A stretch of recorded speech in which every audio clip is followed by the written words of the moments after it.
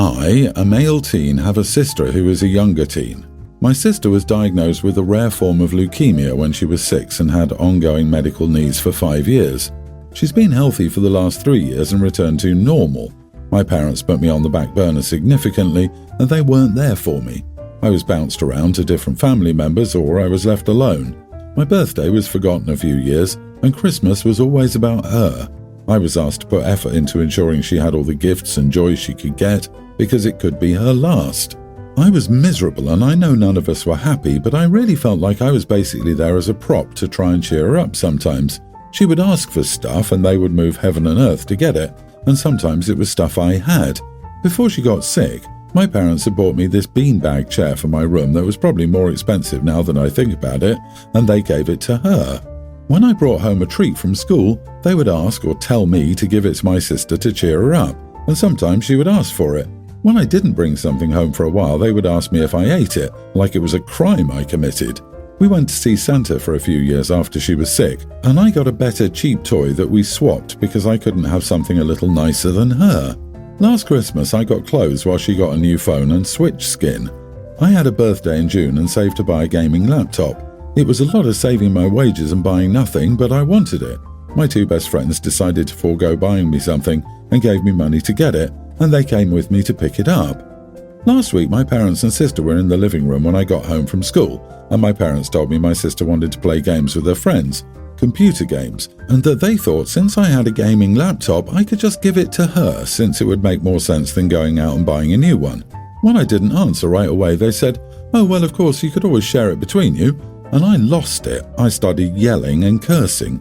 I told them, of course she should have it, and why the heck not? I went into my room, took my clothes, and said she should have all that too. I said, why not take my bed and give it to her as well? Then I pointed out she had a new bed and my bed was 12 years old.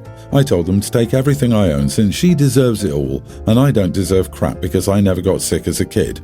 My sister didn't say a word and my parents were shocked, but then they were pretty angry with me and asked me why the heck I was behaving like that. Things have been tense since, though I still have my laptop. Am I the idiot? Not the idiot. Your parents should have done a better job ensuring your needs weren't completely on the back burner. It couldn't have been easy with your sister being so sick, but meeting your needs was and is also important. I'm sorry it went down the way it did. You're absolutely right standing your ground. Look up glass children. This is unfortunately a pretty common family dynamic, and hide the laptop now. Sounds like that outburst was long overdue. OP, please sit down with them and spell it clearly to them. This is your laptop only. You worked for it, saved for it, and foregone gifts from friends to afford it. And no, it isn't, nor will it be shared. If your parents want a shared laptop, they should buy one you can both use. Period. And that, as of now, they need to change their attitude ASAP. Your sister is healthy, and they were huge idiots and negligent to you for enough years. They forgot they had 2 children and are embarrassed you called them out on their neglect. Those people don't feel embarrassment, just frustration the older kid doesn't get it. As a shadow sibling of a miracle sibling, I understand this experience. You built up key skills like resilience and independence due to their neglect. Your sister has learned to take advantage of you based on the behavior modeled after your parents. As soon as you move out, it gets better. As soon as they realize you never call, it gets better. As soon as you create your own family, it gets better. You have learned to expect nothing. Create some physical and emotional distance for self-preservation and keep moving forward. I don't drive and live in my forever house with my dogs. My kids are grown up and I'm a widow. I converted my garage into a legal guest house with everything a person needs when the kids visit. Independent washroom, kitchen, everything. My parents have recently asked me if they can move in with me. I agreed and talked to my kids to let them know that if they came for a visit, the garage was taken, so they would have to stay in the house. My parents showed up on the appointed day, and the kids showed up with their families to help get them moved in, and they had already arranged a hotel for one family so we wouldn't be crowded. My parents were confused about why we were moving their stuff into the garage. I told them that was where they were staying. They said they thought they could move into my house since I had 5 bedrooms. I explained that I have 2 bedrooms since one room is my office where I see clients, one is my private office, and one is my hobby room. The spare bedroom is mostly for my mutts. They said they wanted to live in the house, not in the garage like Fonzie. I said it was a take it or leave it situation. If they didn't like the garage, they could move into a nursing home or something. They're upset that they're living rent-free in a private guest house that is entirely up to code. Not the idiot. Wow, your parents are spoiled. A rent-free, up-to-code apartment sounds pretty sweet. They can make other arrangements if it isn't good enough for them. Tell them, it's my roof and you'll do as I say. But if you let them into your main house, it will become their house, and you won't be able to get away from them. My friend recently turned her shed into a beautiful guest house with kitchen appliances and a private bathroom. Her parents are currently living there and they don't have a problem with it. They like the privacy and they like being close to their child. If your parents don't like living rent-free in your guest house, they can look for a retirement community to move into that may suit them better. They wanted to be in the main house for you to be their cook, maid and carer. In the guest house, they have to fend for themselves. They probably want OP to move into the guest house too. OP, if you aren't in the habit of locking your exterior doors when you want privacy for yourself, your client or whatever, I suggest you start, and I tell your folks to text you first if they want to come over to your house. No response means you're busy, and they stay out. My wife, 23, and I, 25 male, are having our first child together. She's currently 9 months pregnant and could give birth any time in the next couple of weeks. The only major fight we had throughout our pregnancy happened a couple of days ago, and it was about what we would name our kid. It all started when we found out the gender of the baby. We didn't do a gender reveal and decided to find out the gender at one of her checkups because we didn't want to spend time making 2 lists of names and then have to get rid of one after. So after we found out we were having a boy, we sat down together and made a list. Almost all the names she suggested were normal until the one that caused me to write this post. She suggested we name our son Moon, M-U-N-E. She told me the name was from a movie she watched when she was younger and that it always stuck with her. I told her the name was a little out there and he would get made fun of for it. She claimed he wouldn't, and we started going back and forth trying to decide whether to add the name to the list or not. Eventually, she agreed to keep the name off the list. We picked some that we liked, and I thought that was that. Later in her pregnancy, her mom threw a baby shower as it was her first grandchild and my wife's pregnancy was almost over, and we hadn't celebrated once. It was fine for the most part, until we started to open the gifts. Most were normal baby things like diapers and bottles, until we got to her mom's gift. My wife opened the gift bag and pulled out a blue handmade blanket. It seemed normal enough at first until my wife unfolded it, and lo and behold, there was the name Moon written on the blanket. I was angry, but I didn't want to cause a scene when I saw it, so I stayed quiet. After that reveal, family members came up to me and asked me about the name and why I hadn't told them. I didn't know what to say to them as I didn't have a clue about this either, and just had to embarrassingly tell my family that, which made me angry even more. Once the event ended and my wife and I went home, I started questioning her about the name. She got defensive and told me that it was a good name and that I was overreacting. I brought up the earlier points and told her that it was a stupid name for a kid, and if she wanted to name something Moon so badly, she could use the name for a dog. She got upset and called her mom to get her. After she left, she called me and told me she wouldn't return for a while. Everyone I've talked to about this has said I'm not the idiot, but now that my wife has been gone and I've been thinking about it, I feel like I could have handled the situation better. Am I the idiot? Not the idiot. I think that naming your children after fictional characters is not a good idea. I know your wife liked that French animated movie, but she should consider that naming a baby is not the same as naming a pet. I hope the kid doesn't have Beavis and Butthead as classmates. I completely agree with this. That reminds me of Game of Thrones when people got angry that they named their child Daenerys before the books or TV show was finished, and they decided she would become a mad queen and ended up with a not-so-happy ending.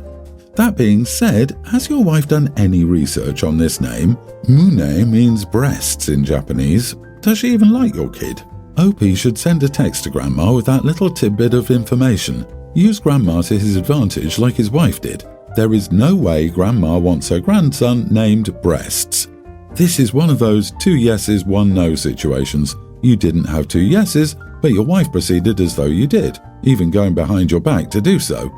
Brilliant idea. OP, text the name translations to Grandma and your wife. She opened the argument to the family. Let the weight of public opinion fall upon her Moon. Reverser. Oh, and post it on social media. I, 24 male, have always been the black sheep of my family. I'm more quiet and reserved than my siblings and wasn't as interested in sports as them. My youngest brother, 21 male Sam, is a big athlete, and my parents' favoritism is blatant. He can do whatever he wants, blame me, and my parents just believe him and punish me. For example, he took our dad's truck for a joyride and hit something, leaving a massive dent in the door. He blamed me, and I was grounded, and my graduation party was cancelled. While I was at college, the truth came out and Sam got no punishment. Or when he ruined my mom's fabric scissors. I was out with a friend when it happened, but I still got grounded because Sam said that I ruined them. I could go on, but it always boils down to Sam messing something up, blaming me, and I get punished. After graduating, I moved to the other side of the country for art school and I never visited home. I only kept in contact with my other brother, Will, 23, and we have a good relationship. Recently, I got a new job that moved me close to home and I told Will about it. My mom then contacted me and said we should all get together to celebrate. I was hesitant, but my mom said we go to my favourite restaurant and they'd pay. Plus, it would be the first time seeing Will in person in 2 years. So, I accepted. Sam still lives with our parents and it was immediately apparent he hadn't changed much in the past 6 years. He's coasting off his track scholarship and doesn't seem to care much about anything. Anyways, on the dinner day, Sam starts complaining about the restaurant choice and saying he'd rather not go. After some back and forth between our parents and him, they asked if we could go somewhere else. I told them no. They can go somewhere else to coddle their golden boy, but I came here for that restaurant and I was going to enjoy the food I wanted. Sam called me pathetic and childish for not compromising. I saw red after that. I told him he was the pathetic one. He's a lazy idiot who can't take an ounce of responsibility and couldn't last a week without our parents. My mom told me off, saying I was being nasty about what was supposed to be a happy day, and I told her I hadn't felt happiness around the three of them since I was a kid. My dad called me a brat and demanded I apologise. I told him to screw off and that he doesn't have a shred of integrity after cancelling my graduation party and never apologising after he found out it was Sam. My mom tried to defend him, but Sam said I was just being an idiot because they weren't impressed enough I was a starving artist. I then told them all to screw off and left. I called Will and stayed with him until my flight on Wednesday. He told me I was right and justified, but it was harsh of me to say all that. He isn't asking me to apologise, but he did tell me our mom hasn't left her room since it happened. Am I the idiot? Not the idiot. Good for you for finally standing up to them. Maybe your mom is currently having an epiphany about how crappy they've been towards you. Nice you've got Will in your corner. A bit of reality never hurt anyone. They may need it to start seeing how the golden child really is. I really feel like they don't respect you at all compared to Sam. It's hard not to go off the handle for the summation of decades of unfair treatment. It wasn't nice and it might not have been right, but what did they honestly expect? Maybe your mum is currently having an epiphany. Mom is not having an epiphany. Mom is wallowing in self-pity and formulating a plan to be the victim in this. OP, go no contact with everyone but Will. Your family's favoritism was just pure evil. I would suggest some counselling to ease your pain. Best wishes for your future. Be the best you can be. Screw your brother and your enabling parents. They're not worth losing sleep over. This happened 2 months ago. So I, 21 female, was supposed to go to a zoo with my dad and sister, 23. The UV index was supposed to be pretty high that day, so I warned my sister to bring sunscreen. The day came, she wore a tank top and hadn't applied or brought sunscreen. I offered to let her apply my body sunscreen before we left, but she refused and said that it wasn't necessary. I offered to let her bring it in her bag, but she didn't want to carry it around. I wore long sleeves, so I only brought my face sunscreen to the zoo. Halfway through the day, she started getting burned and wanted sunscreen. I told her, sorry, no, this sunscreen is from Korea and is meant for the face, so it's more expensive than body sunscreen. I offered her my flannel. I brought it for the evening, but it was still quite hot then, and she refused. So she ended up getting burned. She thinks it's my fault because I had sunscreen and refused to share. I think it's her fault because I warned her before she left, offered to let her use my sunscreen at home, and offered her a way to cover her back and arms. This is not the first time she forgot something and expected me to fix it either. Am I the idiot?